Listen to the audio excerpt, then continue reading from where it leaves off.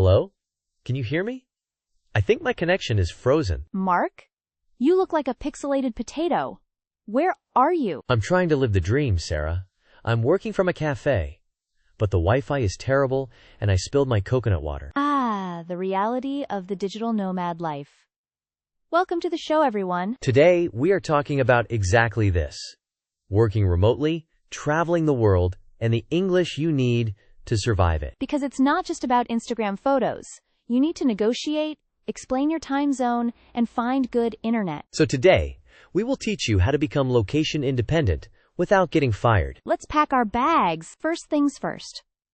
The most important question for any nomad, what is the Wi-Fi speed? Yes, you need to know your MBPs, megabits per second. Don't just ask, is the internet good? Ask, what are the upload and download speeds? And if the Wi-Fi fails, you need a backup. You need a hotspot. Right. Tethering your phone data to your laptop. I had to tether off my phone because the cafe Wi-Fi went down. A classic excuse. Now, what about where you stay? Hotels are expensive. Nomads usually prefer co-living spaces.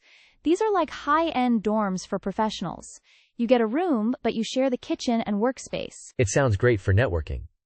But maybe bad for privacy? Depends on your vibe. It's great to avoid loneliness, which is a big topic we'll discuss later. And don't forget co-working spaces. An office you rent by the day or month? Exactly. I'm heading to the co-working space to take a call. It sounds very professional. Now, the biggest headache. Time zones. Oh yes.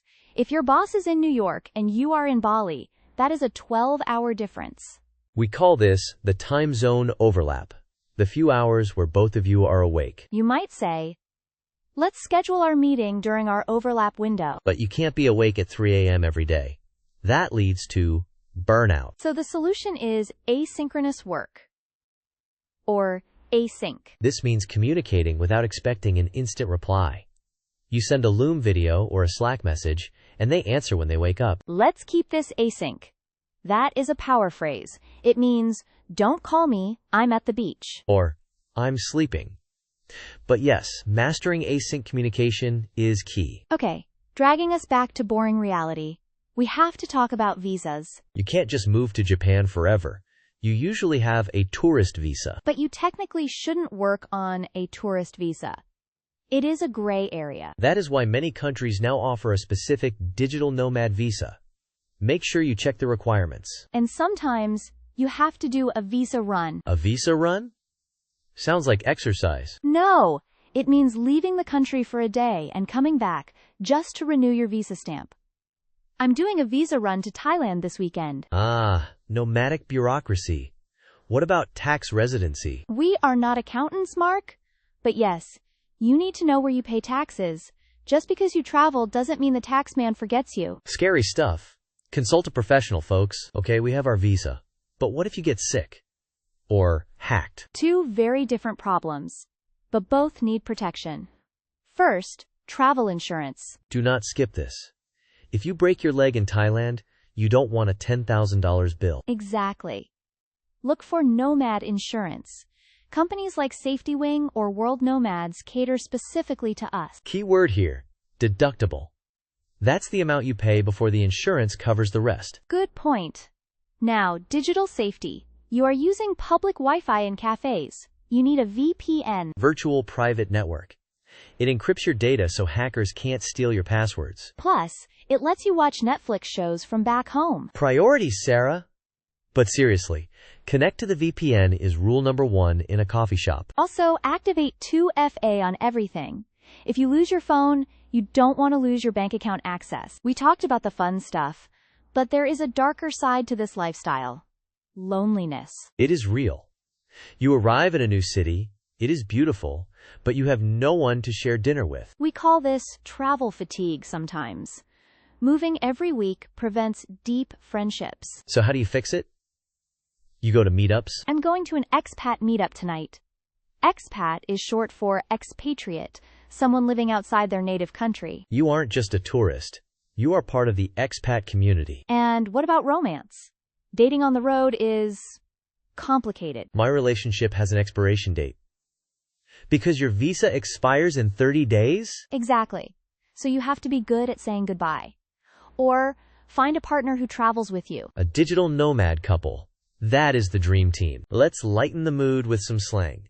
Have you heard of slow travel? I love slow travel. It means staying in one place for months, not just days. You live like a local, not a tourist. Versus fast travel, where you see 5 cities in 5 days and get exhausted. Another term is geo-arbitrage. Ooh, fancy word.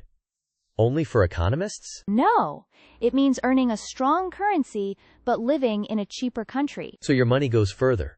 You live like a king on a normal salary. Exactly. That is the logic behind geo-arbitrage. And finally, location independent. That is the goal. It doesn't mean you must travel. It means you can. You are free from the office cubicle. Before we go, let's do a quick role play. I am the barista using slang. You are the digital nomad. Okay. Action. Hey, what can I get for ya? Hi. Can I get an oat milk latte? And, do you have Wi-Fi here? Sure do. Password is on the receipt. Great. And one more question. Do you have any outlets? My laptop is dying. Yeah, in the back corner. But you gotta buy a muffin if you stay more than 2 hours. Deal. Thanks. See? Crucial vocabulary. Outlets. Never enter a cafe without checking for them first. We have time for 2 quick questions from our listeners. First one from Traveler Tom. How do I get mail if I have no address? Good question. You use a virtual mailbox. They scan your mail and email it to you. So you don't need a physical house. Magic. Second question from Moneypenny. What bank should I use? You need a bank with no foreign transaction fees. Otherwise, you lose 3% on every coffee. Look for fintech banks like Revolut or Wise. They are lifesavers. So, are you ready to pack your laptop? I am. But remember, it takes discipline. Let's recap the essential vocabulary. 1. MBPs, Internet Speed Unit.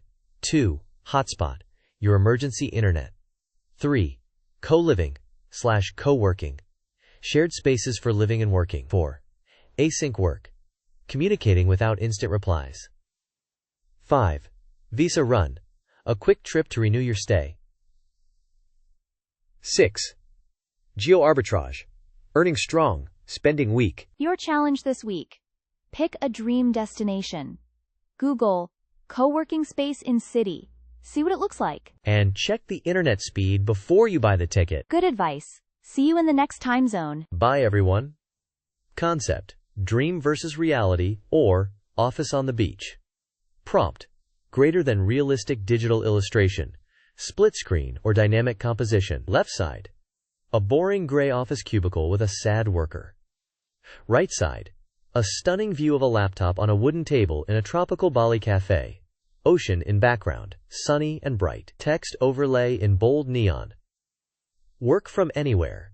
High contrast, 4K resolution. Prompt: greater than, vertical 916 vector art, a plane ticket and a passport lying on a laptop keyboard. Background is a map of the world with connecting flight lines.